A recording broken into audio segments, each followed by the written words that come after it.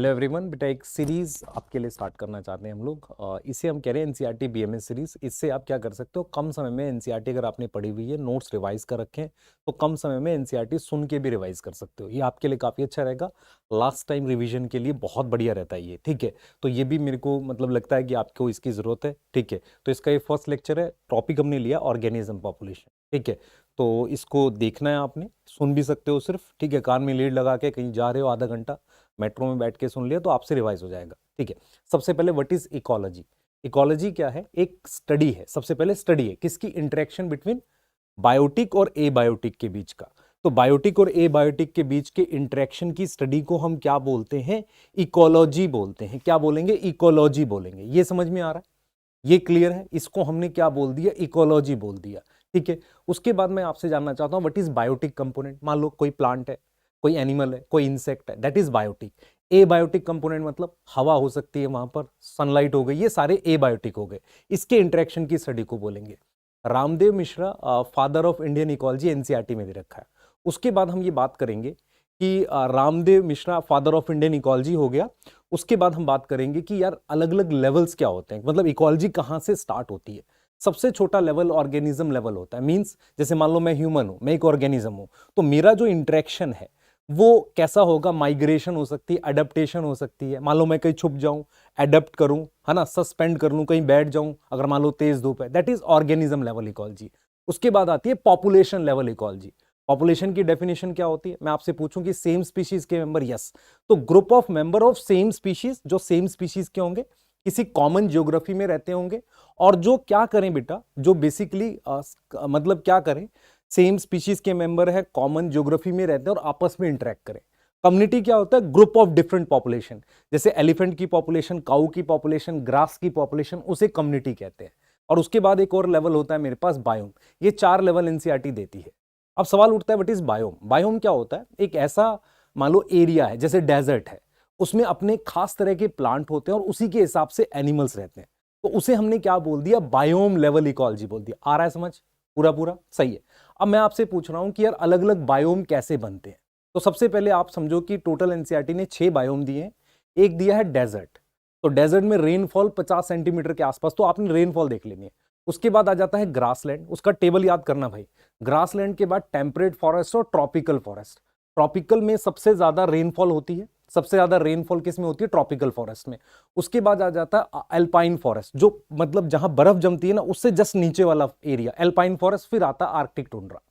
सवाल यह है कि डिफरेंट टाइप के बायोम कैसे बनते हैं, अलग अलग टाइप के बायोम बनते कैसे हैं, आप सोचो ध्यान से। तो अलग अलग टाइप के बायोम बनने के लिए क्या चाहिए बेटा? अलग अलग टाइप के बायोम बनने के लिए क्या चाहिए हमारे पास? चाहिए एक तो टिल्ट ऑफ अर्थ एक्सिस, मतलब सन के सामने जो अर्थ है ऐसे सीधी नहीं होती, हल्की सी टिल्ट होती है। ठीक है, और ऐसे घूमती है। तो मेरे पास क्या है बेटा? टिल्ट ऑफ अर्थ एक्सिस है, वो चाहिए मेरे पास। ठीक है, टिल्ट ऑफ अर्थ एक्सिस चाहिए। उसके अलावा मुझे क्या चाहिए बेटा? Rotation of earth around sun चाहिए। क्लियर है? रोटेशन ऑफ अर्थ अराउंड क्या चाहिए मुझे? सन चाहिए। ये समझ में आ गया? ठीक है सर। अब क्या है इसके बाद बेटा? इसके बाद नेक्स्ट क्या है हमारे पास? नेक्स्ट पॉइंट क्या है कि हम एक वर्ड पढ़ते हैं हैबिटाट। हैबिटाट मतलब जैसे मैं मान लो यहाँ हूँ, तो मेरे आसपास मान लो चेयर है, टेबल है, ये सारी चीज़ें हैं अगर, तो इसको हम क्या बोलेंगे? हैबिटाट बोलेंगे। इसको हम क्या बोलते हैं? हैबिटाट बोल देते हैं। हैबिटाट का मतलब होता है एक ऐसा एरिया जिसमें मेरे अराउंड बायोटिक और एबायोटिक चीज़ है, जिंदा भी है, नॉन लिविंग भी है, उसको बोलते हैं हैबिटाट। एक वर्ड आ जाता है यहाँ पर, निश। अब निश क्या होता है? जैसे मैं मतलब मान लो मैं एक स्पीशीज हूँ, होमोसेपियंस, तो मेरी कुछ रिक्वायरमेंट है, खाना खा रहे हैं, इतनी जगह में सिर्फ घूमते हैं, यहां रहते हैं, सुबह के समय ज्यादा एक्टिव है, तो रिक्वायरमेंट क्या है, टाइम ऑफ एक्टिविटी क्या है, और मैं क्या रोल प्ले कर रहा हूं इकोसिस्टम में या उस जगह पर, उसे उसे हम क्या बोलते हैं? निश। तो निश क्या होता है? निश वो होता है एक तो रिक्वायरमेंट, मतलब मेरी क्या जरूरत है खाने को लेकर, कितने एरिया में मैं एक्टिव हूं, क्या काम कर रहा हूं, तो ये मेरे पास क्या हो गए? रिक्वायरमेंट हो गई। इसके अलावा क्या होगा? रोल, मैं क्या काम कर रहा हूं, मतलब मैं क्या काम कर रहा हूं, इसको हम रिक्वायरमेंट, रोल और मैं मतलब मैं किस तरीके से अपने आसपास की जगह से जुड़ा हुआ हूं, इसको हम निश बोलते हैं। कभी भी दो स्पीशीज के निश सेम नहीं हो सकते। मान लो एक काऊ की स्पीशीज है, एक मान लो डियर की स्पीशीज है, दोनों घास खाते हैं, पर हो सकता है कुछ ना कुछ उनकी जरूरतें, उनकी एक्टिविटी अलग जरूर होगी अगर वो दो अलग अलग स्पीशीज है। ये समझ में आ गया? ठीक है। उसके बाद हम लोग बात कर लेते हैं बेटा टेम्परेचर को लेके। व्हाट इज मतलब हम बात करते हैं डिफरेंट एबायोटिक फैक्टर्स की। तो एबायोटिक फैक्टर्स में हमारे पास क्या होता है, सबसे पहला होता है टेम्परेचर। हाँ, सबसे पहला क्या हुआ, टेम्परेचर हो गया। दूसरा हमारे पास क्या हो गया, फर्स्ट इज टेम्परेचर। सेकंड हमारे पास है जो एनसीईआरटी देती है, वो दे रही है मान लो वाटर, फिर वो दे रही है आपकी लाइट, और फिर बात कर रही है सॉइल। सबसे पहले टेम्परेचर पे बात करते हैं। एनसीईआरटी लिखती है it is most important abiotic factor. Temperature कैसे वेरी करता है उसकी बात करते हैं। अर्थ पे पोल से लेकर इक्वेटर तक टेम्परेचर घटता है। जब हाइट नीचे से ऊपर जाती है, when we move from bottom to top, temperature घटता है। उसके लिए एक वर्ड यूज कर सकते हैं, एनवायरमेंटल लैप्स रेट। मतलब जैसे मैं 1 किलोमीटर ऊपर जाऊंगा ना तो 6.5 डिग्री सेल्सियस घट जाएगा। 1 किलोमीटर ऊपर जाऊंगा तो 6.5 डिग्री सेल्सियस क्या होगा, घट जाएगा। क्लियर है, 6.5 डिग्री सेल्सियस क्या हो जाएगा, घट जाएगा। ये समझ में आ रहा है। तो इसको हमने क्या बोल दिया, टेम्परेचर। अब हम बात करते हैं कि जैसे ये टेम्परेचर हो गया, समझ में आ गया टेम्परेचर के लिए। दूसरी चीज, टेम्परेचर क्या करता है, एनिमल्स और प्लांट का डिस्ट्रीब्यूशन अफेक्ट करता है। मतलब कुछ एनिमल्स मान लो कहां मिलेंगे, जैसे मान लो एनसीईआरटी लिखती है कि जो ट्यूना फिश है ना, उसको ट्रॉपिकल ओशियन के बियॉन्ड नहीं पकड़ सकते, मतलब और नहीं मिलती। केरला में स्नो लेपर्ड, वहां गर्मी पड़ती है, स्नो लेपर्ड नहीं मिलता। मैंगो ट्री कनाडा में नहीं मिलता। दूसरी चीज कह रहे हैं कि टेम्परेचर क्या करता है, kinetics of enzyme. What is kinetics, rate of reaction of enzyme affect करता है। उससे क्या होता है, कोई भी रिएक्शन तेज और धीरे, मतलब स्पीड ऑफ एंजाइम, उससे फिजियोलॉजी, मतलब मेरी बॉडी के रिएक्शंस अफेक्ट होते हैं। सही है। तो टेम्परेचर दो चीजें करेगा, एक डिस्ट्रीब्यूशन ऑफ एनिमल, दूसरा काइनेटिक्स ऑफ एंजाइम। अब हम बात कर लेते हैं कि यार टेम्परेचर जो है ना, कुछ जगह बहुत हाई हो सकता है। जैसे मान लो जहां गर्म पानी मिलता है वहां पर, जहां हॉट वाटर मिलते हैं ना, वहां पर काफी हाई टेम्परेचर मिल सकता है। डेजर्ट में हाई मिल सकता है। उसके अलावा वो एनिमल्स जो मतलब नैरो रेंज ऑफ टेम्परेचर पे रहते हैं। नैरो रेंज, ध्यान सुनिए बेटा, नैरो रेंज टेम्परेचर में रहते हैं, उन्हें कहते हैं स्टेनोथर्मल। मतलब मान लो वो 15 से लेके 20 डिग्री के बीच में ही मिल सकते हैं। लेकिन ऐसा एनिमल जो 15 से लेके 30 में मिल जाए, 40 में मिल जाए, ब्रॉड रेंज में मिल जाए, उसे यूरीथर्मल कहते हैं। सही है, यहां तक समझ में आ रही है, यूरीथर्मल कहेंगे। ठीक है। उसके बाद क्या है बेटा, मैं इसको टच इसलिए कर रहा हूं, ये बंद हो जाएगा ऐसे। ठीक है, यूरीथर्मल कहेंगे। उसके बाद स्टेनो हो गया, यूरी हो गया। अब बात कर लेते हैं पानी की। तो एनसीईआरटी कहती है यार लैंड पर पानी बहुत इंपॉर्टेंट है, और पानी प्रोडक्टिविटी डिसाइड करता है, मतलब कितनी फोटोसिंथेसिस होती है। आपको याद रखना पड़ेगा, प्लांट फिजियोलॉजी में हम वर्ड यूज करते हैं प्रोडक्टिव, सॉरी फोटोसिंथेसिस, लेकिन किसी एरिया में जितने भी प्लांट है वो कितना खाना बनाते हैं उसे प्रोडक्टिविटी कहते हैं। तो हम इकोलॉजी में नॉर्मली फोटोसिंथेसिस ना बात करके प्रोडक्टिविटी की करते हैं। तो पानी प्रोडक्टिविटी डिसाइड करता है। ठीक है बेटा। प्रोडक्टिविटी के अलावा, मतलब ये तो प्रोडक्टिविटी डिसाइड कर रहा है, उसके अलावा वो क्या करता है, पानी उसके अलावा क्या करेगा। पानी में क्या होता है बेटा, जितना देखो आप सोचो, खुद से सोचो, पानी जो है वो प्रोडक्टिविटी डिसाइड करेगा। उसके अलावा कहते हैं कि यार जो डेजर्ट है ना, डेजर्ट में पानी इतना ज्यादा इंपॉर्टेंट है कि वो मतलब बिना अडेप्टेशन के वहां प्लांट मिल ही नहीं सकते। जैसे सनकन स्टोमेटा, ये सब अडेप्टेशन है ना। ठीक है, क्यूटिकल होगा। उसके बाद हम आगे जाएंगे, सनकन स्टोमेटा, क्यूटिकल, हम आगे जाएंगे। हम ये कहेंगे बेटा, प्रोडक्टिविटी वगैरह की बात भी हो गई। ठीक है, हम ये कहेंगे सनकन स्टोमेटा, ये सारी चीजें हो गई। ठीक है। तो अब हम आगे बात करेंगे कि पानी जो है, मतलब पानी में पानी की प्रॉब्लम तो है ही नहीं, वहां तो खूब पानी है, तो वहां पानी की क्वालिटी इंपॉर्टेंट है। फॉर एग्जाम्पल पीएच इंपॉर्टेंट है ना, वहां सॉल्ट कंसंट्रेशन इंपॉर्टेंट है, डिसॉल्व ऑक्सीजन इंपॉर्टेंट है। ठीक है, मिनरल्स इंपॉर्टेंट है, सॉल्ट और मिनरल्स एक ही बात है लगभग। तो हमारे पास 3 तरह के पानी की बात कर रहा है। फ्रेश वाटर में 5 पीपीटी, पार्ट्स पर 1000 सॉल्ट होता है। जो नॉर्मल ओशन है 30 टू 35 पीपीटी, ऐसा कुछ दिख रहा है। और जो डेड सी होता है, जहां बहुत सॉल्ट होता है, आपको डेड सी की बात सेक्सुअल रिप्रोडक्शन फ्लावरिंग प्लांट में भी लिखिए, वहां पर आपको कुछ बताएगा कि किंग हेरोड का पैलेस था, वहां देखना। ठीक है। तो डेड सी जहां बहुत सॉल्ट होता है, वहां पर हमारे पास जो कंसंट्रेशन होती है वो 100 पीपीटी के अराउंड है। ऐसे ही एनिमल्स जो होते हैं, वो जब कंसंट्रेशन बदलती है ना, जो पानी वाले एनिमल्स होते हैं उनको प्रॉब्लम होती है। तो उसमें एक यूरी हेलाइन होता है। यूरी का मतलब ब्रॉड रेंज सैलिनिटी टॉलरेट कर सकता है, और एक स्टेनो होता है नैरो रेंज, मतलब ज्यादा नमक बदलेगा तो स्टेनो हेलाइन मर जाएंगे। यूरी हेलाइन सैलिनिटी बदलती है तो सर्वाइव कर लेते हैं। ठीक है। अब आ जाते हैं लाइट पे।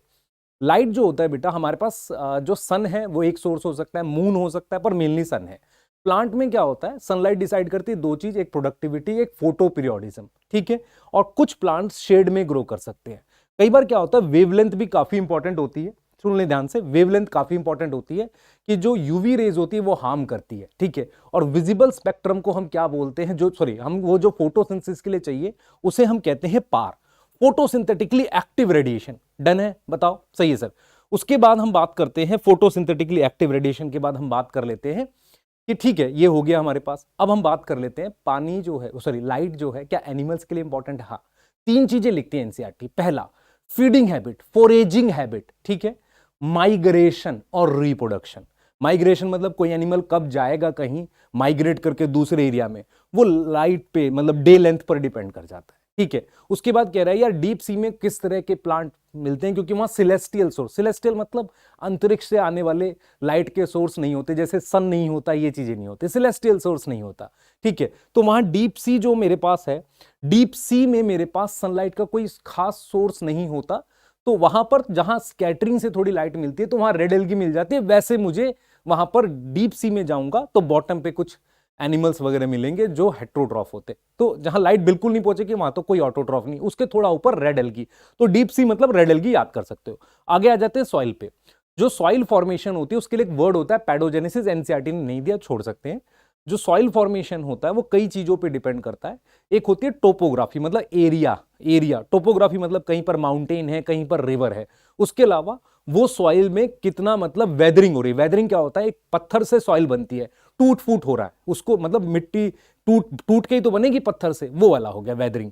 तीसरी चीज होती है कि वो सॉइल एक जगह से दूसरी जगह गई है कि नहीं, ट्रांसपोर्टेड है कि नहीं, ठीक है। ये 3 चीजें होती हैं बेटा, ट्रांसपोर्टेड है कि नहीं है, ठीक है, ये 3 चीजें होती हैं। अब हम नेक्स्ट बात कर लेते हैं। नेक्स्ट बात यहां पे ये है, नेक्स्ट पॉइंट ये है कि ये ट्रांसपोर्टेड है कि नहीं है, ये बात हमने कर ली। अमाउंट ऑफ वेदरिंग की बात कर ली, आ रहा है समझ नहीं आ रहा, अमाउंट ऑफ वेदरिंग की बात कर ली, ट्रांसपोर्टेड है कि नहीं है ये बात कर ली मैंने, सही है। अब हमने ये तो हो गया, ठीक है, अमाउंट ऑफ वेदरिंग हो गया, ट्रांसपोर्टेड है कि नहीं है ये भी बात हो गई, ठीक है। सर भूल गए, नहीं बेटा भूला नहीं, कुछ और सोचने लग जाते हैं, ठीक है कोई बात नहीं, ठीक है। अब क्या हो गया, हमने ये देख लिया, ठीक है। उसके बाद हम ये देखेंगे कि सॉइल की जो प्रॉपर्टी है उसमें क्या क्या होता है। ग्रेन का साइज, ग्रेन मतलब कंकड़ छोटे होंगे, पतले होंगे, बहुत छोटे होंगे या थोड़े बड़े होंगे, ग्रेन का साइंस है ना। उसमें सैंड होगी, सिल्ट होगी, क्ले, ऐसा कुछ। उसके अलावा उसमें ऑर्गेनिक मैटर कितना है, ठीक है, एयर कितनी है, ये सब सॉइल की क्वालिटी मतलब चीजें डिसाइड, सॉइल में क्या डिसाइड करता है, परकोलेशन मतलब कितना पानी जाएगा और कितना वो पानी होल्ड कर सकता है, वाटर होल्डिंग कैपेसिटी। तो हमने बोला सॉइल कैसे बनती है वो बता दिया, सॉइल में क्या क्या चीजें होती है प्रॉपर्टी के बारे में, कि ग्रेन होता है, ऑर्गेनिक मैटर होता है, ये चीजें होती है, एयर होता है और पानी होता है, ठीक है। उसके बाद ये चीजें क्या डिसाइड करती है, वाटर होल्डिंग कैपेसिटी, कितना पानी वो होल्ड कर सकता है, और परकोलेशन कितना पानी नीचे जा सकता है। सॉइल बताती है कि किस तरह के प्लांट वहां उगेंगे और फिर किस तरह के एनिमल्स हमारे पास वहां होते हैं, मतलब उसी में। और जो बॉटम पे एनिमल्स मिलते हैं उन्हें जैसे मान लो तालाब है, पॉन्ड है, पॉन्ड के बॉटम में मिलते हैं उन्हें बेंथिक एनिमल्स कहते हैं, सही है, ठीक है। अब हम आ जाते हैं कि हमें यह पढ़ना है कि कैसे एबायोटिक फैक्टर बायोटिक को अफेक्ट करता है। फॉर एग्जाम्पल यहां तेज हवा है, वो मुझे क्या इंपैक्ट डालेगी, या मान लो यहां पर बहुत तेज धूप है, मुझे क्या इंपैक्ट डालेगी, मैं ये जानना चाह रहा हूं। तो सवाल यह है कि बायोटिक जो एबायोटिक कंपोनेंट है इफेक्ट डालेगा ही क्यों, एबायोटिक जो है वो इफेक्ट डालेगा ही क्यों, ये मन में सवाल आ रहा है, क्यों डालेगा इफेक्ट, ऐसा मन में सवाल आ रहा है कि जो एबायोटिक है इफेक्ट डालेगा ही क्यों। तो इसका आंसर एनसीईआरटी ऐसे देती है कि बहुत लंबे समय से हमारे अंदर एक मतलब एक तरह का वो आया है कि मतलब हमने बहुत लंबे टाइम में अपनी बॉडी के अंदर एक कांस्टेंट इंटरनल कंडीशंस इवॉल्व करी हैं। इस कांस्टेंट इंटरनल कंडीशंस को हम कहते हैं होम्योस्टैसिस। अब ये कांस्टेंट इंटरनल कंडीशन क्यों इवॉल्व करी हैं, ताकि हमारी बॉडी में होने वाले रिएक्शन मैक्सिमम स्पीड से चलते रहे। तो इस कांस्टेंट इंटरनल कंडीशन को हम क्या बोलते हैं, होम्योस्टैसिस बोलते हैं। समझ में आ रहा है, ठीक है। उसके बाद हम नेक्स्ट बात करेंगे कि ठीक है होम्योस्टैसिस हमने इवॉल्व किया। अब ये 2 चीजों के रिस्पेक्ट में होता है, एक होता है थर्मो रेगुलेशन मतलब टेम्परेचर को रेगुलेट करना, एक होता है ऑस्मो रेगुलेशन, ऑस्मो का मतलब होता है सॉल्ट को रेगुलेट करना, थर्मो का मतलब टेम्परेचर रेगुलेट करना, ऑस्मो का मतलब सॉल्ट को रेगुलेट करना। ये 2 चीजें हो गई, ये समझ में आ रही है कि नहीं, ठीक है। अच्छा अब हम ये कह रहे हैं कि क्योंकि हमारी बॉडी ने या सभी जीव ने अपने अंदर एक कांस्टेंट इंटरनल कंडीशन इवॉल्व करी है, यदि बाहर की condition, if external condition change, this homeostasis can be affected. This homeostasis can be affected. Clear है, यहां तक समझ में आ रही है? ये होम्योस्टैसिस क्या हो सकती है? अफेक्ट हो सकती है। कोई डाउट है बताओ, सोचो। नहीं सर, ठीक है। अब हम ये कह रहे हैं कि बेटा कि क्या फायदा होता है होम्योस्टैसिस मेंटेन करने का। मान लो मैं कहता हूं टेम्परेचर मेंटेन करने का क्या फायदा होता है। इसका एग्जांपल एनसीईआरटी ने दिया है कि जो लोग अपनी बॉडी गाड़ी के अंदर एसी मेंटेन करते हैं, ठीक है, एसी मेंटेन करते हैं गाड़ी के अंदर, ठीक है, और घर में एसी लगा रहे हैं और ऑफिस में, तो वो मैक्सिमम एफिशिएंसी से काम कर सकते हैं। इसका मतलब उन्होंने अपनी होम्योस्टैसिस, अपने आसपास के एनवायरमेंट को मेंटेन करा। सही है कि नहीं, बताओ? ठीक है, क्लियर है। अब मैं आपसे ये कह रहा हूं कि अगर उन्होंने अपने अंदर के एनवायरमेंट को मेंटेन करा, अपने अंदर के एनवायरमेंट को मेंटेन करा, उससे फायदा क्या हुआ? वो मैक्सिमम एफिशिएंसी से काम कर। नुकसान क्या हुआ? एनर्जी का खर्चा। सेम क्या होता है, अगर हमें होम्योस्टैसिस मेंटेन करनी है तो हमें खर्च क्या पड़ेगा? एनर्जी का। फायदा क्या होगा? हम मैक्सिमम एफिशिएंसी से काम करेंगे। अब हम ये कह रहे हैं कि ऐसे ऑर्गेनिज्म जो होम्योस्टैसिस मेंटेन कर सकते हैं वो कितने तरह के होते हैं? एक होता है मेरे पास थर्मो रेगुलेटर, मतलब हम रेगुलेटर बोल सकते हैं, सिंपल रेगुलेटर की बात करते हैं। एक होता है कन्फर्मर और एक होता है पार्शियल रेगुलेटर। सबसे पहले चलो कन्फर्मर की बात करते हैं या रेगुलेटर की कर। रेगुलेटर क्या होते हैं? बाहर की कंडीशन, मान लो मैं रेगुलेटर हूं, बाहर टेम्परेचर 10 है, कोई फर्क नहीं पड़ा, 20 है, मेरे अंदर टेम्परेचर उतना ही रहेगा, उन्हें कहते हैं रेगुलेटर। तो रेगुलेटर वो होते हैं जो इंटरनल कंडीशन कांस्टेंट रखेंगे। अगर टेम्परेचर कांस्टेंट रखेंगे तो थर्मो रेगुलेटर बोल दिया। अब थर्मो रेगुलेशन कैसे कर सकते हैं? स्वेटिंग और शिवरिंग के थ्रू। कैसे कर सकते हैं बेटा? स्वेटिंग के थ्रू कर सकते हैं और शिवरिंग के थ्रू कर सकते हैं। क्लियर है कि नहीं बताओ? स्वेटिंग और शिवरिंग दो तरीके से कर सकते हैं। उससे खर्चा क्या होगा? एनर्जी का खर्चा होगा। फायदा क्या होगा? मैक्सिमम स्पीड से चलेगा। ठीक है, अब मैं आपको यहां पर ये बताता हूं कि यार थर्मो रेगुलेशन दो तरीके से किया जा सकता है। एक फिजियोलॉजिकली, जैसे मान लो हम मैमल्स हैं तो हमारा हम वार्म ब्लडेड हैं, तो हम अपना टेम्परेचर फिजियोलॉजी के थ्रू मेंटेन करते हैं, स्वेटिंग शिवरिंग के थ्रू। दूसरा क्या होता है, कुछ कोल्ड ब्लडेड होते हैं, वो भी रेगुलेटर होते हैं, वो इधर उधर मूव कर जाते हैं, तापमान बढ़ेगा कहीं और चले गए, तो उसे कहते हैं बिहेवियर के थ्रू। तो अगर आपको क्वेश्चन आ जाए thermo regulator can maintain temperature, एक हो गया बिहेवियर और एक हो गया एक बिहेवियर हो गया हमारे पास, दूसरा हमारे पास क्या हो गया? बिहेवियर, और दूसरा हो गया फिजियोलॉजी। सही हो गया, ठीक है। कन्फर्मर क्या होता है? बाहर 10 डिग्री है, बॉडी का टेम्परेचर 30, मान लो जो भी है, अभी क्या मान लो बॉडी का टेम्परेचर भी उसने, सॉरी बाहर 20 है तो बॉडी का टेम्परेचर 20 है, बाहर 22 है तो बॉडी का टेम्परेचर, तो अंदर का टेम्परेचर बाहर के टेम्परेचर के अकॉर्डिंग चेंज होता है। उससे बेनिफिट क्या है? एनर्जी खर्च नहीं होगी, पर ये कोई बेनिफिट थोड़ी है। लॉस क्या है? एंजाइम मैक्सिमम एफिशिएंसी से कम काम करेंगे। एंजाइम जब मैक्सिमम एफिशिएंसी से काम करते तो उसे क्या बोलते हैं? ऑप्टिमम। और उससे कम काम करेंगे तो उसको क्या बोलेंगे? सब ऑप्टिमम काम कर रहे हैं। समझ में आ रही है? सही है सर, बढ़िया है। अब इसके बाद की बात कर लेते हैं, इसके बाद की हम बात करेंगे, ये हो गया ऑप्टिमम और सब ऑप्टिमम। सही है सर, बढ़िया है, ठीक है। उसके बाद हमने बात की कि पार्शियल रेगुलेटर क्या होता है, उसका ग्राफ ऐसे दे रखा है। पार्शियल रेगुलेटर का ग्राफ इस तरीके, देखो इधर दे रखा है हमारे पास इंटरनल लेवल, इस एक्सिस पर हमारे पास दे रखा है एक्सटर्नल लेवल। तो इंटरनल लेवल कांस्टेंट रहेगा तो रेगुलेटर, ठीक है, क्लियर है, रेगुलेटर। इंटरनल और उसके साथ ऐसे वाला ग्राफ बनेगा तो क्या बनेगा? कन्फर्मर। पार्शियल रेगुलेटर का ग्राफ एक्स एक्सिस से ऐसे दिखाकर फिर ऐसे आ रहा है, ठीक है, मतलब पैरेलल हो जा रहा है एक्स एक्सिस पर, तो उसे पार्शियल रेगुलेटर कह रहे हैं। पर लिखने में लिखा हुआ है पार्शियल रेगुलेटर के लिए कि वो क्या करता है, कुछ देर तक अपने आप को मतलब रेगुलेट रखता है, फिर कंफर्म करता है। कर लेंगे इतना, ठीक है, क्लियर है, सही है। आगे चल लेते हैं। ये हो गया हमारे पास इसको लेके। अब उसके बाद एनसीईआरटी कहते हैं स्मॉल साइज के एनिमल्स पोलर एरिया में क्यों नहीं मिलते? क्योंकि अगर मुझे बॉडी का तापमान मेंटेन रखना है तो मुझे एनर्जी खर्च करनी पड़ती है, पोलर एरिया में ज्यादा एनर्जी खर्च करनी पड़ती है। छोटे ऑर्गेनिज्म का सरफेस एरिया ज्यादा होता है। समझ में आ गया? उसके अलावा हम ये कह रहे हैं कि सारे कन्फर्मर रेगुलेटर क्यों नहीं बन गए? रेगुलेटर में फायदा है, हाँ सर फायदा है। क्या फायदा है? मैक्सिमम स्पीड से चलते हैं रिएक्शन, तो सारे कन्फर्मर रेगुलेटर क्यों नहीं बन गए? क्यों? क्योंकि कॉस्ट एनर्जी बेनिफिट है, जो वो कॉस्ट दे पाए वो बन गए रेगुलेटर, बाकी रह गए कन्फर्मर। सही है सर, ठीक है। अब नेक्स्ट टॉपिक पे चलते हैं। हम ये कहते हैं मान लो बाहर की कंडीशन बदल रही है, अगर वो कंडीशन शॉर्ट टाइम के लिए बदलेंगी, थोड़ी देर के लिए बदलेंगी, तो दो ऑप्शन होते हैं। एक होता है माइग्रेशन, भाग जाना, कहीं और चले जाएंगे। माइग्रेशन का बेस्ट एग्जांपल है एक साइबेरिया एरिया है रशिया, वहां से एक बर्ड आती है साइबेरियन क्रेन। तो साइबेरियन क्रेन अगर रशिया से आती है, साइबेरियन क्रेन जो है वो रशिया से अगर आती है साइबेरियन क्रेन, तो वो इंडिया में आती है विंटर में, है ना, ठीक है सर। तो वो किस लिए आती है? क्योंकि वहां बहुत ज्यादा विंटर है। तो वहां कंडीशन अनफेवरेबल है। सही है। अब हम बात करते हैं साइबेरियन क्रेन के बाद हमने बात कर ली सस्पेंशन की। What is suspension? मान लो कंडीशन बदल जाए बाहर की और कोई ऑर्गेनिज्म अपनी एक्टिविटी सस्पेंड कर ले, मतलब जैसे सीड जर्मिनेट ना करे, स्पोर्स ऑफ बैक्टीरिया, या विंटर में होता है हाइबरनेशन, हाइबरनेशन पोलर बियर में होता है, छुप जाता है ठंड में ताकि एक्टिविटी कम हो जाए, एनर्जी खर्चा कम हो। एस्टिवेशन, फिश और वो नीचे चले जाते हैं, दैट इज एस्टिवेशन। समझ में आ रहा है कि नहीं बताओ? एस्टिवेशन हो गया, ठीक है। उसके बाद हम बात करते हैं एस्टिवेशन के बाद हम बात करते हैं हाइबरनेशन हो गया, एस्टिवेशन हो गया।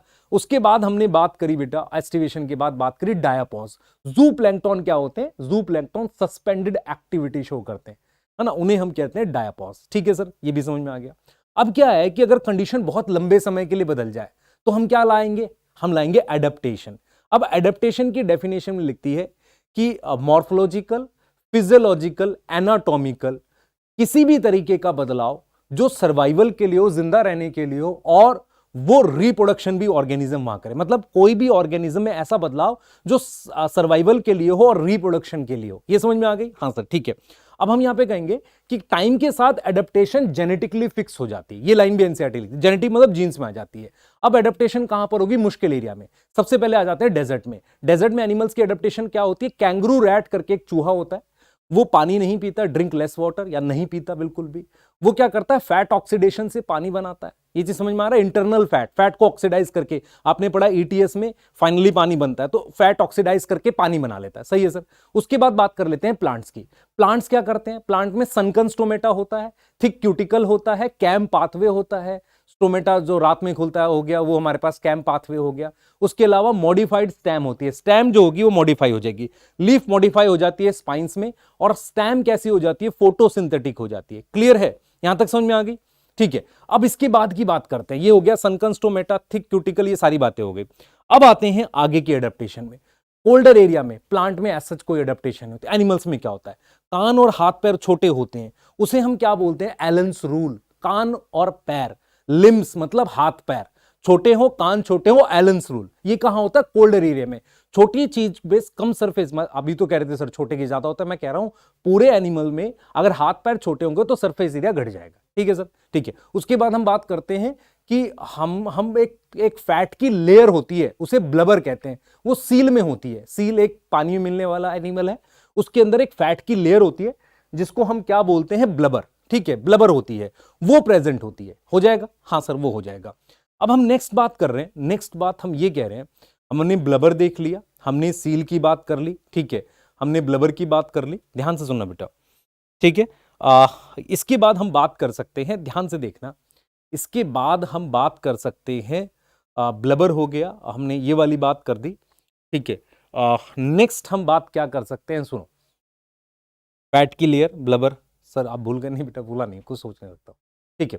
तो अब हम बात कर सकते हैं, ये तो हो गई कोल्डर एरिया की। अब आ जाती है फिजियोलॉजिकल एडेप्टेशन। फिजियोलॉजिकल मतलब बॉडी में कुछ चेंज हो रहा है फिजियोलॉजी में। अगर हम हाई एल्टीट्यूड पे जाते हैं, मोर देन 3500 मीटर की हाइट पर, तो एक प्रॉब्लम होती है जिसे एल्टीट्यूड सिकनेस कहते हैं। मतलब क्या हुआ एल्टीट्यूड सिकनेस? उसमें क्या होता है? ब्रीदिंग में प्रॉब्लम होने लगती है, हार्ट, दिल घबराने लगता है, हेडेक होने लगती है, ये सारी प्रॉब्लम होती है। हेडेक, हार्ट पल्पिटेशन, वॉमिटिंग, ये नोजिया, सर घूमना, ये सब होती है। इसका रीजन क्या है? ऑक्सीजन का प्रेशर कम हो जाता है, टेंशन कम हो जाती है। सॉल्यूशन 3 दे रखे हैं। पहला, ब्रीदिंग रेट बढ़ जाएगी। दूसरा, हम क्या करेंगे? पहला तो हो गया ब्रीदिंग रेट बढ़ जाएगी। दूसरा, आरबीसी काउंट बढ़ाना पड़ेगा, वो धीरे धीरे बढ़ेगा। तीसरा क्या होगा? ऑक्सीजन की बाइंडिंग एफिनिटी डिक्रीज होगी। ध्यान रखना, डिक्रीज लिखा है, इंक्रीज नहीं लिखा। डिक्रीज होने से ऑक्सीजन हेमोग्लोबिन से आसानी से रिलीज होती है।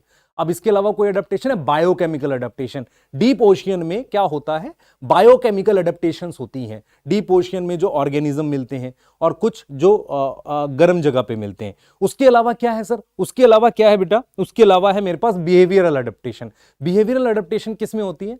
बिहेवियरल एडेप्टेशन वो होती हैं जो बिहेवियर की वजह से होती हैं। जैसे मान लो एनिमल है, उसको पता है कि कोल्ड ब्लडेड एनिमल है, एक तरह का लिजर्ड है। कौन सा लिजर्ड है सर? गार्डन नहीं, डेजर्ट लिजर्ड लिखा है। डेजर्ट लिजर्ड जो होती है, वो जब ठंड होती है ना, वो जाकर क्या करता है? धूप सेकता है, बास्क इन सन।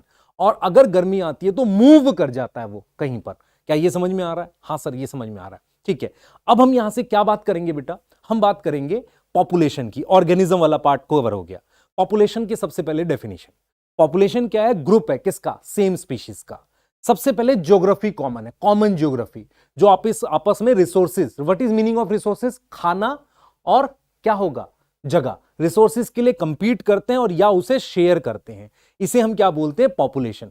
या और आपस में रिप्रोड्यूस, कैन इंटरब्रीड, आपस में इंटरब्रीड कर सकते हैं। तो डिफाइन कर रहा हूं, population is a group of organism of same species which can share and compete for resources and which can interbreed. सही है। दो तरह की डेफिनेशन है पॉपुलेशन की। एक जो जेनेटिसिस्ट देते हैं, जेनेटिक्स वाले, वो मानते हैं only product of sexual reproduction is population, और जो ऑर्गेनिक वो है हमारे पास इकोलॉजिस्ट हैं, वो मानते हैं कि पॉपुलेशन ऐसे ऑर्गेनिज्म का ग्रुप है जो एसेक्सुअल से भी बन सकता है और सेक्सुअल से भी बन सकता है। ये चीज आ गई समझ? ठीक है। अब पॉपुलेशन को बताने के लिए कुछ पैरामीटर्स होते हैं जिन्हें एट्रीब्यूट्स कहते हैं। सबसे पहले है बर्थ रेट।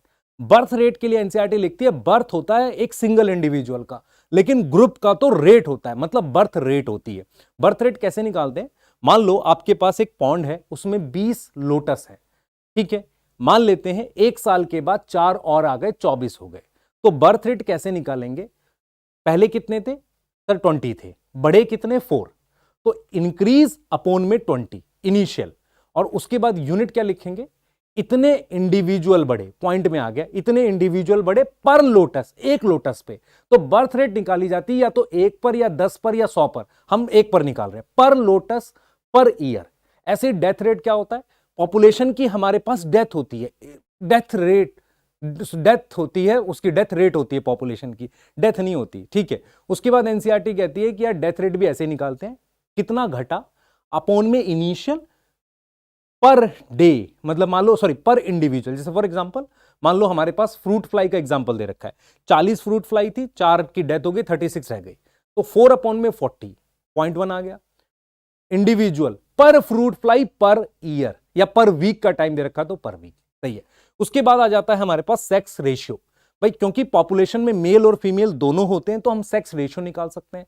हम ऐसा कर सकते हैं कि 1000 फीमेल पे कितने मेल है, ये इंडिया में भी निकालते हैं हम सेक्स रेशियो। इससे पता चलता है कि पॉपुलेशन किस तरह की है, ठीक है। उसके बाद हम बात करते हैं एज डिस्ट्रीब्यूशन।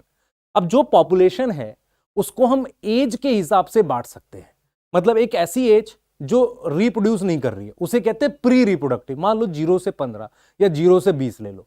फिर आती है रिप्रोडक्टिव एज। अब रिप्रोडक्टिव एज कहां तक होगी? मेल में तो अनलिमिटेड कुछ भी लिख दो, फीमेल में मीनोपॉज तक लिख सकते हो, तो 45 लिख लेते हैं। तो हमने 15 से 45 वैल्यूज नहीं दे रखी एनसीईआरटी ने, 45 प्लस को पोस्ट रिप्रोडक्टिव। तो हमारे पास 3 तरह के ग्राफ बनते हैं, एक प्रॉपर पिरामिड बनता है ना, उसे कहते हैं एक्सपोनेंशियल, है ना। उसको हम क्या बोलेंगे कि वो ग्रोथ जो है एक्सपोनेंशियल टाइप की होती है।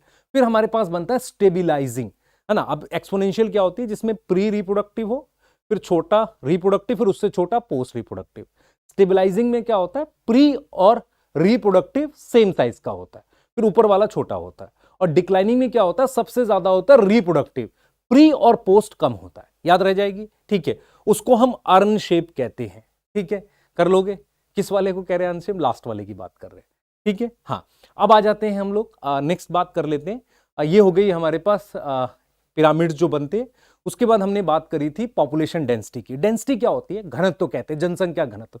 किसी भी एरिया में मान लो 1 किलोमीटर में 300 लोग रह रहे हैं, कहीं पर 1 किलोमीटर पे 40 लोग रह रहे हैं, तो पॉपुलेशन डेंसिटी होती है, एरिया डिवाइड करते हैं, number of organism of same species divided by kilometre area, ठीक है। ये बोल सकते हैं, सही है, ठीक है। उसके बाद हम क्या बात कर सकते हैं पॉपुलेशन डेंसिटी में? आप बताओ और सोचो। पॉपुलेशन डेंसिटी के बाद ये होता है कि पॉपुलेशन डेंसिटी बेस्ट तरीका तो नंबर काउंट करने का है। एनसीईआरटी कहती है हमेशा नंबर चलता नहीं है। नंबर की जगह हम क्या कर सकते हैं बेटा? नंबर की जगह हम क्या कर सकते हैं भाई? एक बैक्टीरिया है तो उसमें कॉलोनी काउंट कर लो, पहला पॉइंट ये हो सकता है। बैक्टीरिया में क्या काउंट कर लो? कॉलोनी काउंट कर लो। दूसरा हम क्या कर सकते हैं? बैक्टीरिया में तो हमने काउंट कर ली कॉलोनी। दूसरा हम क्या कर सकते हैं? दूसरा हम जैसे मान लो वो है हमारे पास कोई एरिया है, वहां पे बरगद का पेड़ है, बैनियन ट्री है, वहां नंबर नहीं चलेगा। नीचे पार्थीनियम है, कैरेट ग्रास है, किसके साथ आए थे सर? वीट के साथ आए थे, इंपोर्टेड वीट के साथ, सही है। तो वहां पर क्या होगा? कितना एरिया बैनियन ने कवर किया और कितना उसका बायोमास है, कर लोगे, ठीक है। तीसरा हम बोल सकते हैं पॉन्ड में या बड़ी लेक में हम एक सिंगल कैच में कितनी फिश पकड़ें और टोटल एरिया से मल्टीप्लाई कर दें। ऐसा कर सकते हैं किसके लिए? लेक के लिए और पॉन्ड के लिए, कर लोगे, सही है सर। उसके बाद हम बात कर लेते हैं उसकी, ये लेक और पॉन्ड ये सारा हो गया। उसके बाद हम बात कर लेते हैं सही है, क्लियर है। पॉन्ड और लेक की हमने बात कर ली। दूसरा हमने क्या किया, दूसरा चीज हमने ये देखा कि पॉपुलेशन डेंसिटी की बात, अच्छा हाँ, टाइगर की बात कर ली। टाइगर में क्या होता है बेटा, नंबर काउंट करना मुश्किल होता है, तो हम कैसे नंबर काउंट करते हैं, उसके पैरों के निशान, पग मार्क्स, पैरों के निशान, और उसके अलावा हम ये करते हैं फीकल, उसका एक्सक्रीटा, उससे करते हैं पग मार्क्स और फीकल पैलेट। ठीक है, अब आ जाते हैं पॉपुलेशन ग्रोथ पे। पॉपुलेशन ग्रोथ के लिए एनसीईआरटी ने बोला है कि क्या होता है, पहला फैक्टर जो होता है, एक होता है रिड्यूस वेदर, वेदर का फर्क पड़ता है, रिसोर्सेज का फर्क पड़ता है। समझ में आ रहा है कि आसपास कैसे रिसोर्सेज हैं, वेदर कैसा है, ठीक है, क्लियर है। तो ये कुछ चीजें बताई हैं उसने, और रिसोर्सेज में मतलब खाना हो सकता है, स्पेस हो सकता है, ठीक है, रिड्यूस वेदर हो सकता है, ठीक है। उसके बाद पॉपुलेशन ग्रोथ के लिए उन्होंने बोला है कि मान लो इनिशियल पॉपुलेशन एन है, ठीक है, तो हम कैसे उसको क्या लिखेंगे उसमें, तो इनिशियल पॉपुलेशन एन है, ठीक है, तो फाइनल पॉपुलेशन जैसे एन है अभी, तो फाइनल पॉपुलेशन क्या होगी, एन प्लस बी, बी क्या है हमारे पास, नेटेलिटी, नंबर ऑफ बर्थ, ठीक है, प्लस आई मिग्रेशन, आई मतलब आई मिग्रेशन, तो बी प्लस आई माइनस डी प्लस ई, डी क्या है हमारे पास, मॉर्टेलिटी, मॉर्टेलिटी आया था, डेथ को कहते हैं एक तरीके से, मॉर्टेलिटी माइनस ई, सॉरी मॉर्टेलिटी, जैसे बर्थ प्लस आई मिग्रेशन माइनस डेथ प्लस ई, सही है, ये इक्वेशन दे रखी है, क्लियर है। एनसीईआरटी कहती है किसी नॉर्मल जगह ग्रोथ जो होती है मेनली बर्थ और मतलब माइनस डेथ के डिफरेंस से होती है, पर कोई न्यूली कॉलोनाइज एरिया होता है जो नया बसता है, वहां पर आपको क्या करना हो पड़ेगा, वहां देखना पड़ेगा कि वहां पर मेनली आइमिग्रेशन से होती है, लोग बाहर से आते हैं। सही हो गया सर, बढ़िया हो गया। अब हम बात कर लेते हैं, ये भी हो गया, अब हम बात कर लेते हैं इसकी, ये तो आइमिग्रेशन हो गया। नेक्स्ट हम बात कर लेते हैं आइमिग्रेशन के बाद हम लोग नेक्स्ट बात कर लेते हैं, आइमिग्रेशन हो गया, हाँ, नेक्स्ट हम बात करते हैं इसकी, एक ग्रोथ के पैटर्न की। देखो एनसीईआरटी कहती है यार ग्रोथ का कोई ना कोई पैटर्न होता है और उसके कर्व बनाते हैं। सबसे पहले होता है एक्सपोनेंशियल ग्रोथ, जो बहुत कम होता है। अगर एक्सपोनेंशियल ग्रोथ में हमारे पास एन जो है वो पॉपुलेशन डेंसिटी है, तो dn upon dt is equal to R, small R capital N है, तो जो स्मॉल आर है वो रेट ऑफ नेचुरल इंक्रीज है, और कैपिटल एन जो है मेरे पास पॉपुलेशन डेंसिटी है। इसकी एक और इक्वेशन दे रखी है, जैसे वो उसमें दे रखी थी, इसमें सर प्लांट ग्रोथ डेवलपमेंट में एक और इक्वेशन दे रखी है, वो दे रखी है n t is equal to n not e की पावर आर टी, ई का पूछा था, base of natural logarithm, e को कहते हैं, सही है सर। उसके बाद हमने क्या किया बेटा, हमने कहा कि भाई एक्सपोनेंशियल ग्रोथ के लिए रिसोर्सेज अनलिमिटेड होने चाहिए, इक्वेशन बता दी उसमें, और कौन सा कर्व बनेगा उसमें, हमारे पास सिग्मोइड नहीं जे शेप कर्व बनेगा। कैसा बनेगा, जे शेप। इक्वेशन क्या है एक्सपोनेंशियल की, dn अपॉन dt rn, ठीक है सर। r की वैल्यूज दे रखी हैं, वो करने मेरे हिसाब से तो नहीं आ सकती, r की वैल्यूज नहीं करो as such, dn upon dt is equal to rn, और कैसा जे शेप कर्व बनेगा, कर लोगे, हाँ सर। उसके बाद हम लोग बात करते हैं dn upon dt is equal to rn, और हमारे पास जो कर्व बन रहा है वो जे शेप कर्व बन रहा है। कैसा बन रहा है, जे शेप कर्व, सही है, हाँ सर सही है। अब नेक्स्ट चलते हैं यहां पर हम बात कर लेते हैं सिग्मोइड कर्व की। इसकी बात कर लेते हैं, सिग्मोइड कर्व, सिग्मोइड मतलब एस शेप कर्व बनता है, ठीक है सर, ठीक है। तो कैसे बनता है सुनना, हमारी एनसीईआरटी कहती है कि पॉपुलेशन डेंसिटी पर एक लाइन बनाते हैं, उसे के कहते हैं, कैरिंग कैपेसिटी। इक्वेशन आ जाती है dn upon dt are N K minus N upon में के, फिर रिपीट कर रहा हूं, dn upon dt are N bracket में है के माइनस एन अपॉन में के।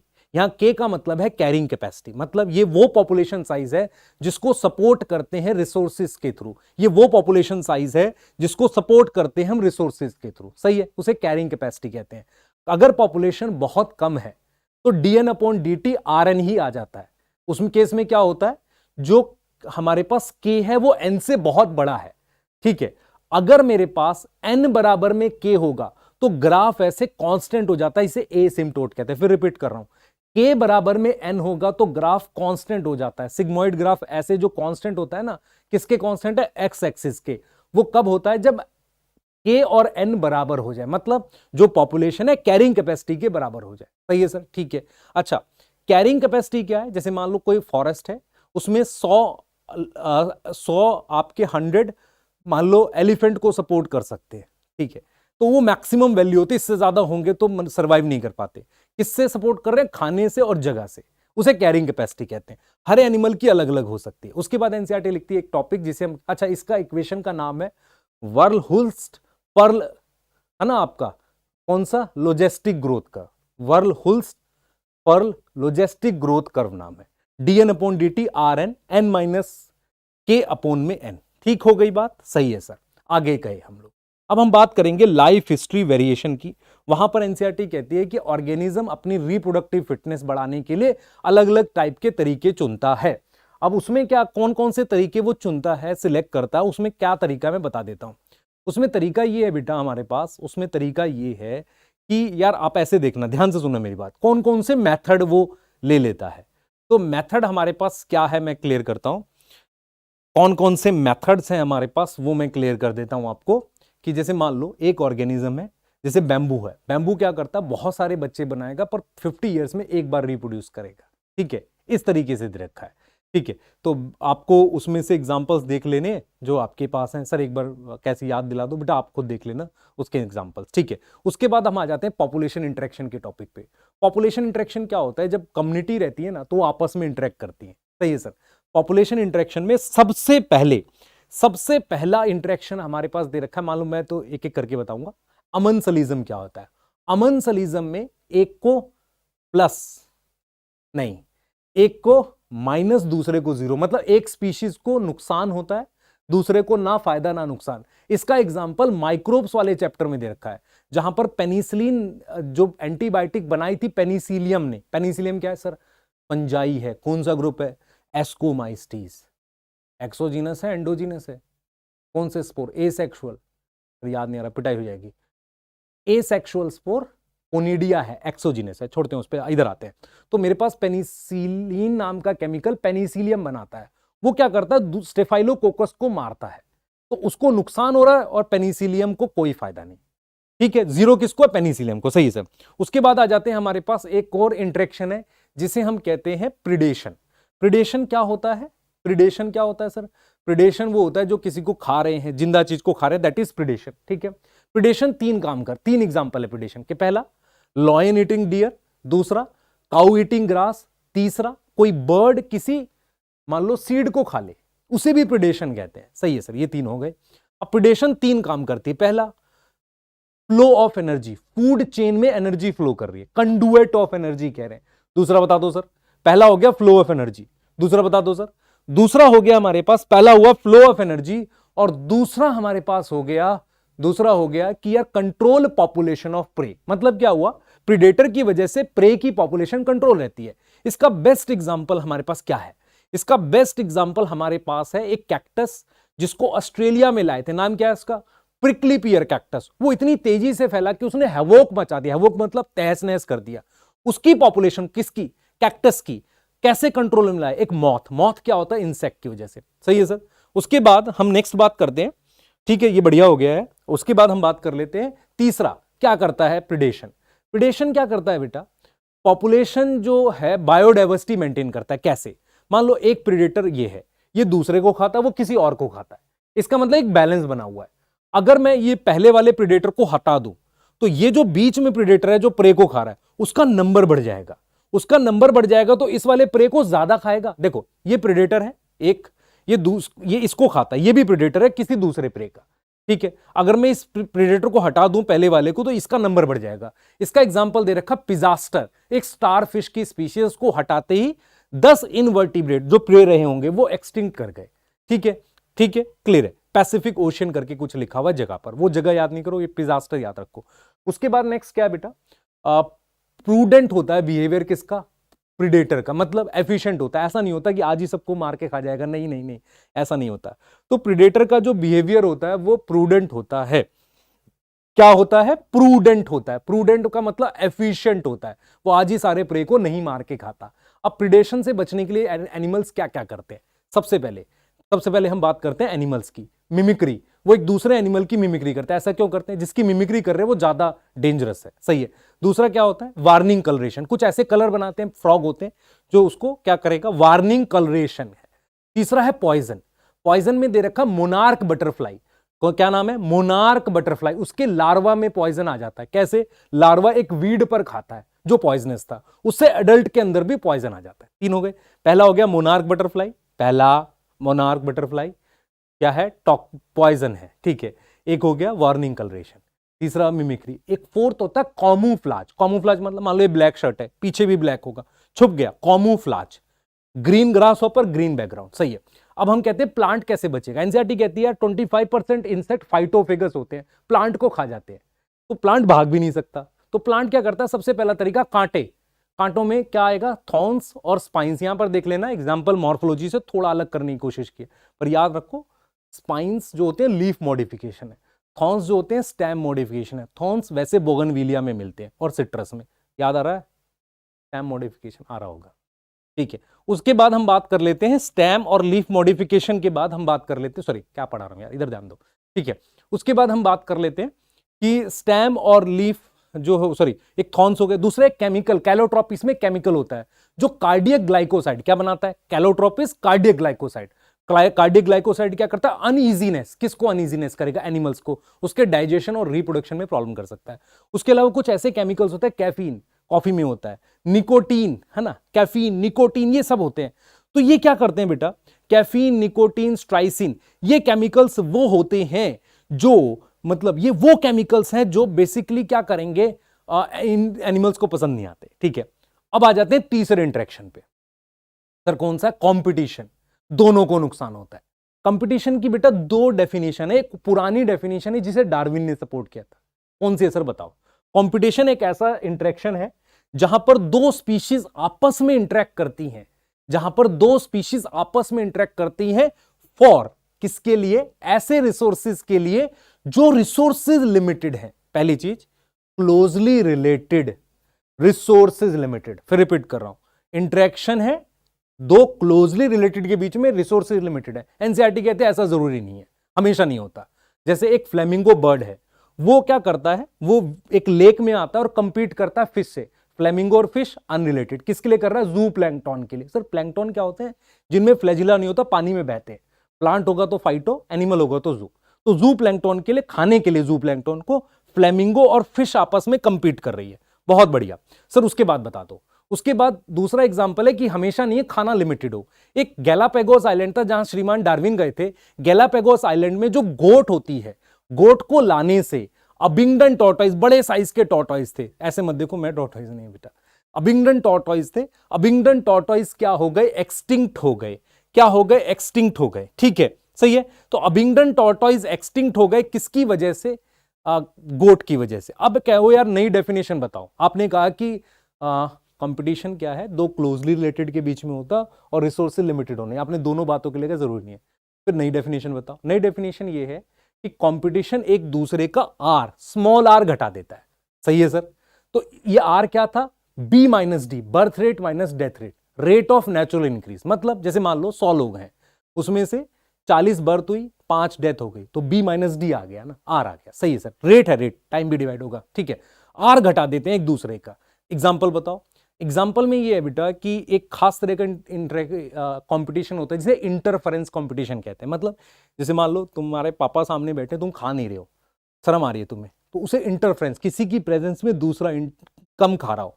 जैसे गोट की वजह से अबिंगडन टॉर्टॉइस खा नहीं पाए अच्छे से, दैट इज इंटरफेरेंस कंपटीशन, ठीक है। एक ये एग्जाम्पल है। दूसरा एक और एग्जाम्पल है इसका, कॉम्पिटिटिव रिलीज। जैसे फॉर एग्जाम्पल दो स्पीशीज आपस में कंपीट कर रहे हैं, उसमें एक स्ट्रांग है एक वीक है।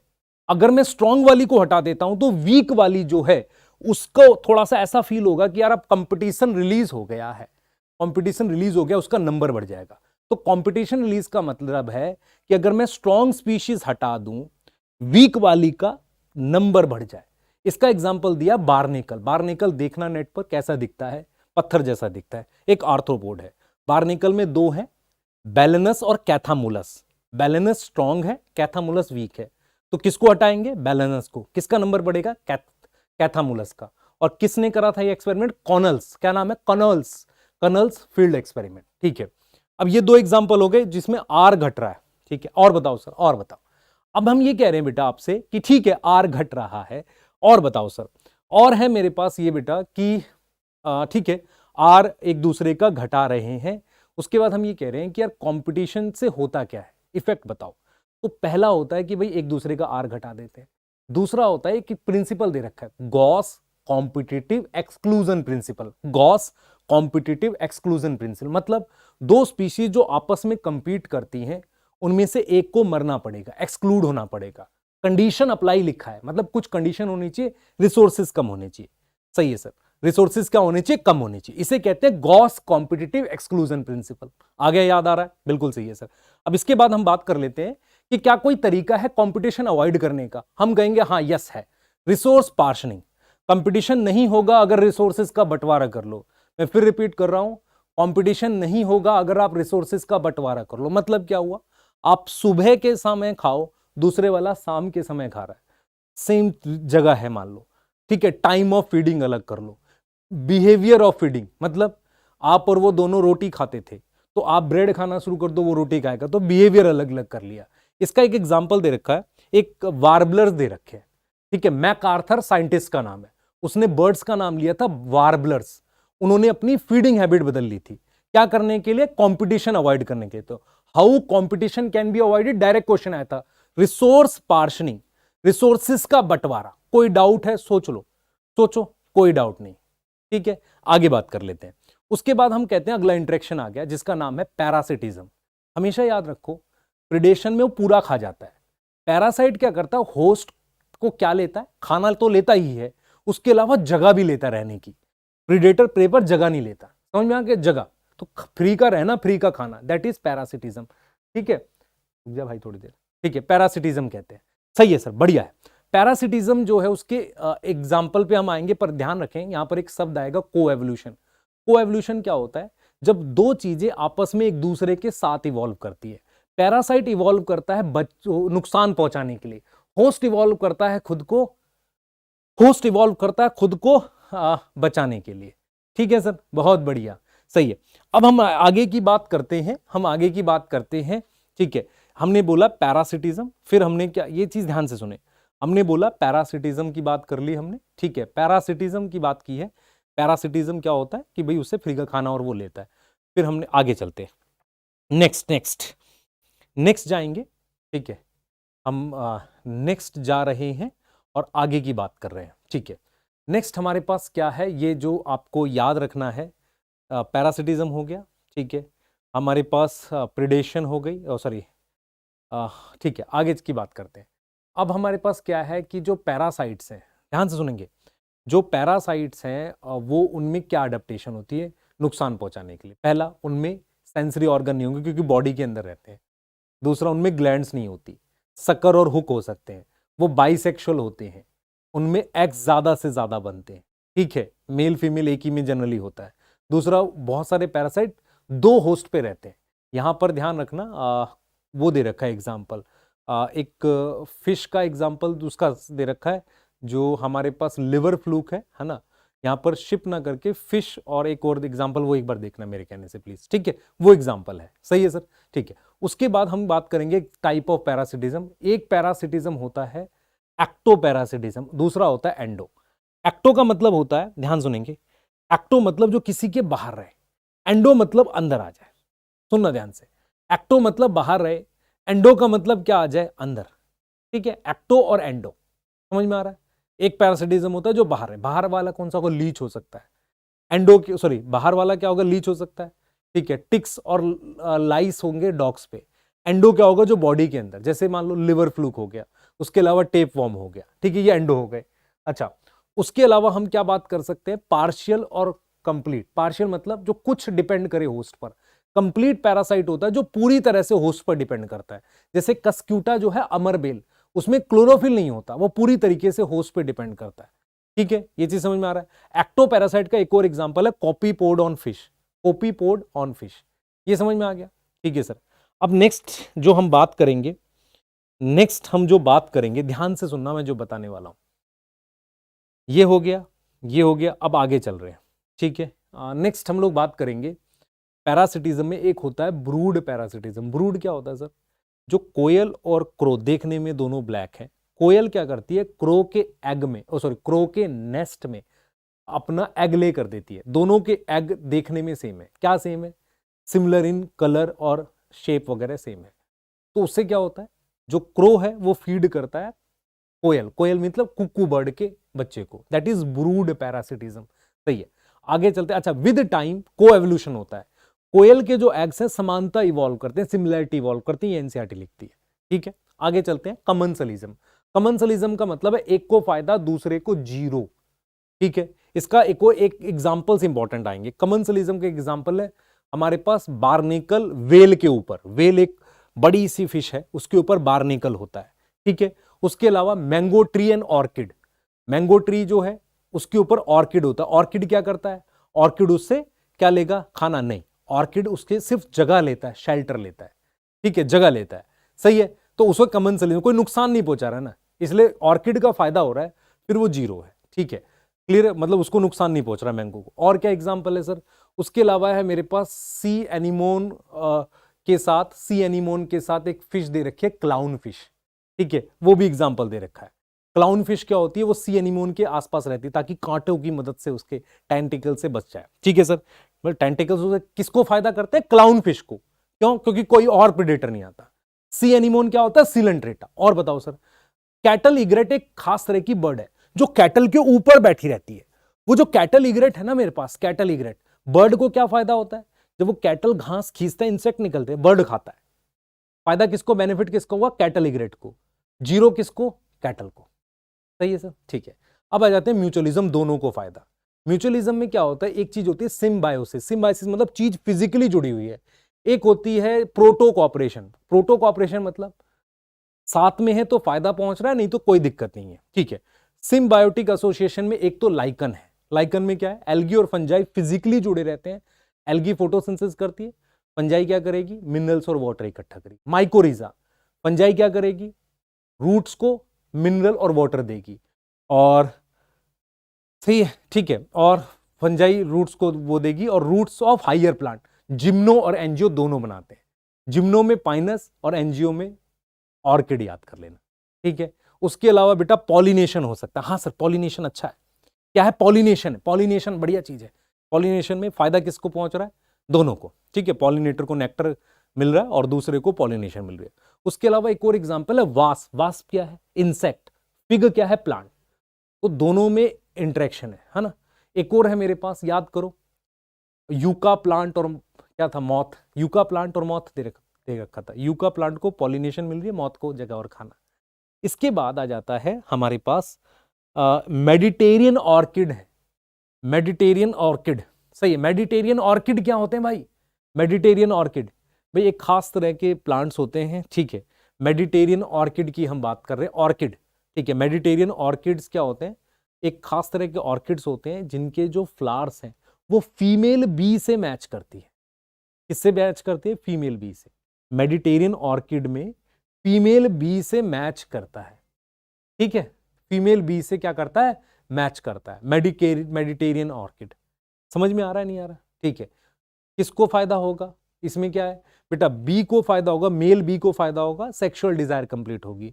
और प्लांट को क्या फायदा होगा, उसको फायदा होगा कि पॉलिनेशन हो जाएगी। ठीक है, और उस मेडिटेरियन ऑर्किड का नाम क्या दे रखा, ऑफ्रिस, ऑफ्रिस। और उसके जो कलर और मार्किंग्स हैं वो फीमेल बी जैसी। ठीक है, तो ये टॉपिक कंप्लीट होता है। तो एज तो इससे कुछ बाहर से आएगा नहीं, इसे ध्यान से सुने। ठीक है, एक दो चीज़ें मैंने बोला था देख लेना, तो प्लीज़ देख लेना बेटा। ठीक है, तो प्लीज़ पढ़ाई करिए। ठीक है, ऑल द बेस्ट।